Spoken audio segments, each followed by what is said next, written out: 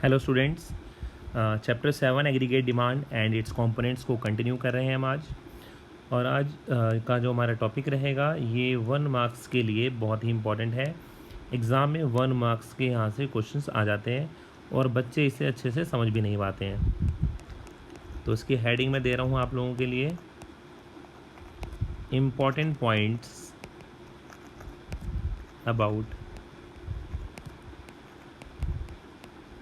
APC, APS, MPC and MPS।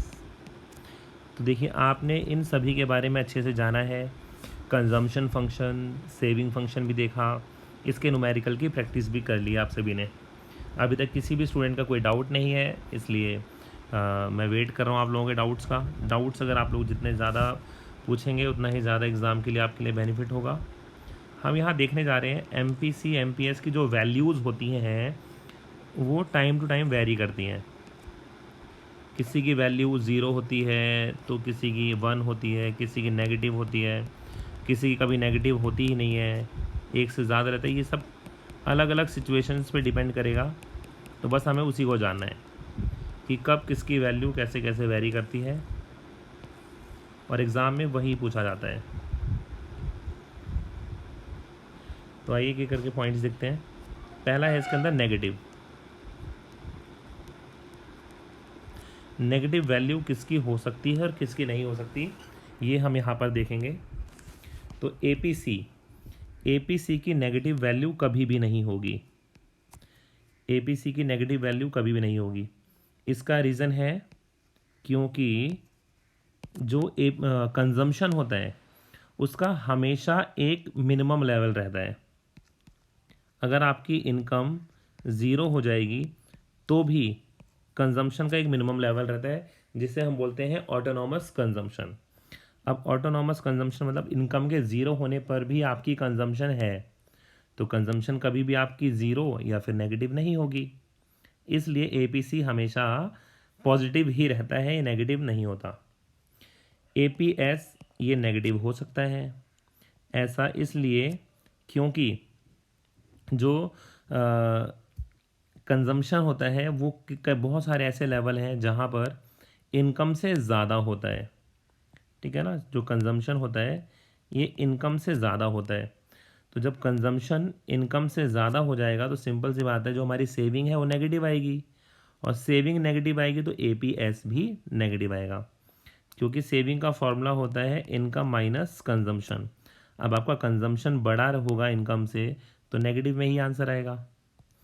और MPC और MPS ये कभी भी नेगेटिव नहीं होते हैं। ठीक है, इनकी वैल्यू हमेशा पॉजिटिव ही रहेगी। अब ये नेगेटिव क्यों नहीं होगा, क्योंकि कभी भी डेल्टा S और डेल्टा Y एक दूसरे के इक्वल नहीं आएंगे।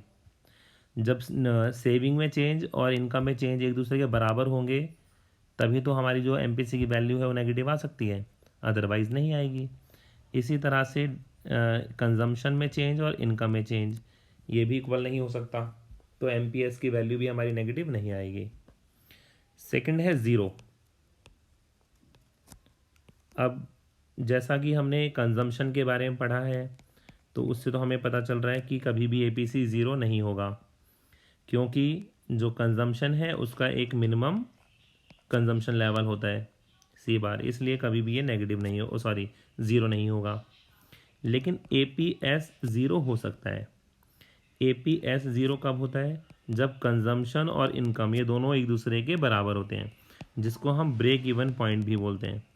ब्रेक इवन पॉइंट पे हमारे जो APS है वो ज़ीरो हो सकता है, क्योंकि सेविंग्स ज़ीरो होती है तो APS भी वहाँ ज़ीरो होगा। MPC की एक बहुत ही क्या अजीब सी सिचुएशन होगी, तभी जाके MPC ज़ीरो हो सकता है जब डेल्टा S और डेल्टा Y एक दूसरे के बराबर आ जाए। तब जब ये दोनों एक दूसरे के बराबर होंगे उसी समय इसकी वैल्यू ज़ीरो हो सकती है। इसी तरह से जब डेल्टा C डेल्टा Y के बराबर आएगा तब इसकी वैल्यू भी ज़ीरो हो जाएगी MPS की। 1, अब 1 किसकी वैल्यू हो सकती है किसकी नहीं, तो APC की वैल्यू 1 हो सकती है। ऐसा इसलिए क्योंकि जब कंजम्पशन और इनकम दोनों एक दूसरे के बराबर हो जाएंगे तो इस सिचुएशन में ए पी जो सी है ये 1 के इक्वल हो सकता है, क्योंकि जब दोनों की वैल्यू सेम ही होगी और हमें पता है ए पी सी का फॉर्मूला होता है सी बाय वाई। अब दोनों की वैल्यू सेम होगी तो जो हमारा ए पी सी है वो कितना आएगा, 1 आएगा। इसी तरह से ए पी एस ये कभी भी 1 नहीं हो सकता, क्योंकि कभी भी सेविंग्स और इनकम एक दूसरे के बराबर नहीं हो सकती। आप अगर 100 रुपीज़ अर्न कर रहे हैं तो 100 रुपीज़ पूरे सेव थोड़ी करेंगे, उसमें से कंजम्पशन भी तो करेंगे आप, ठीक है। तो इसलिए ए पी एस जो है उसकी वैल्यू कभी भी 1 नहीं हो सकती। एम पी सी की वैल्यू 1 हो सकती है, क्योंकि डेल्टा सी और डेल्टा वाई जब बराबर होंगे तो एम पी सी की वैल्यू 1 हो सकती है। इसी तरह से जब डेल्टा एस और डेल्टा वाई एक दूसरे के बराबर होंगे तो एम पी एस की वैल्यू भी 1 के इक्वल हो सकती है, मोर देन 1, 1 से ज़्यादा वैल्यू। तो 1 से ज़्यादा वैल्यू किसकी और कब हो सकती है वो देखते हैं। ए पी सी की वैल्यू 1 से ज़्यादा हो सकती है। ये होता है ब्रेक इवन पॉइंट के पहले, जब कंजम्पशन इनकम से बड़ा होता है, ठीक है। ब्रेक इवन पॉइंट से पहले ये सिचुएशन आ सकती है। लेकिन जो ए पी सी है इसकी वैल्यू 1 से ज़्यादा कभी भी नहीं होगी। इसकी वैल्यू 1 से ज़्यादा इसलिए नहीं होगी क्योंकि सेविंग्स कभी भी इनकम से ज़्यादा नहीं हो सकता। तो सेविंग्स इनकम से ज़्यादा जब कभी नहीं होगा तो इसकी वैल्यू भी कभी भी 1 से ज़्यादा नहीं हो सकती है। एम पी सी की वैल्यू 1 से ज़्यादा कभी नहीं होगी। आपकी जितनी इनकम है क्या आप उससे ज़्यादा आपके कंजम्पशन में चेंज आएगा, यानी आपकी इनकम में जो चेंजेस हैं उससे ज़्यादा आपके कंजम्पशन में चेंजेस नहीं आएंगे।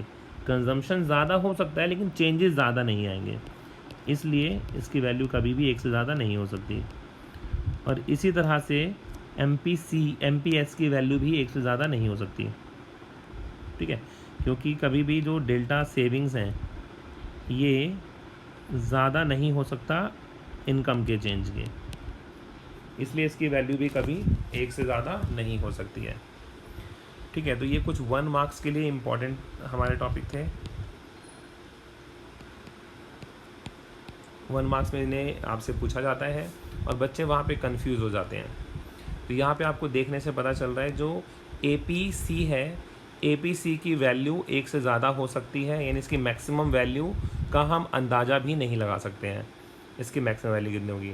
लेकिन ए पी सी की मिनिमम वैल्यू कितनी हो सकती है, तो ए पी सी की मिनिमम वैल्यू 1 हो सकती है, ठीक है। इसकी मिनिमम वैल्यू कितनी हो सकती है, 1 हो सकती है सिर्फ, ठीक है।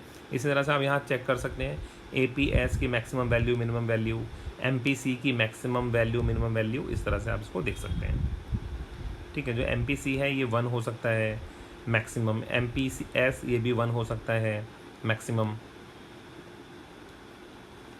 ठीक है। तो इनकी वैल्यूज़ हैं, इसको आप यहाँ देख सकते हैं 1 मार्क्स के लिए। इसके बाद जो हमारा नेक्स्ट टॉपिक रहेगा हम वहाँ पे सीखेंगे derivation of saving curve from consumption curve. अगर आप लोग इसको पहले से ही स्टडी करेंगे तो बहुत बढ़िया है, हम डेरिवेशन देखेंगे।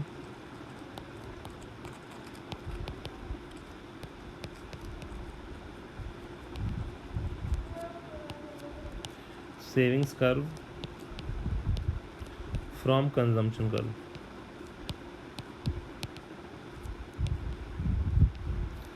कंजम्पशन कर्व से हमें सेविंग कर्व्स की डेरिवेशन देखनी है और ये डेरिवेशन 3 to 4 मार्क्स के लिए आती है, तो इसको हम देखेंगे नेक्स्ट वीडियो में।